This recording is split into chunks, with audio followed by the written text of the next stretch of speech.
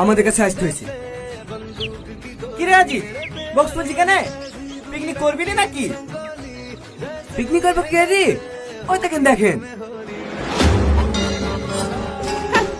মেয়েদেরকে কম চলে বাবা, এক্ষুনি হয়েছে কি? আর দুদিন দাঁড়া, ওদেরকে এলাকা ছাড়া করবো। আজিজ, বক্স নিচে রাখ, এখানে পিকনিক করবো। না না স্যার, আমরা এখানে পিকনিক করতে পারবো না।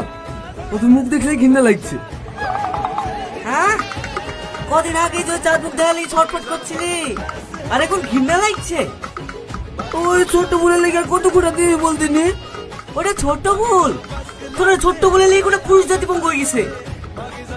লেলে তোরা ঝামেলা করিস নি, বক্স নামা।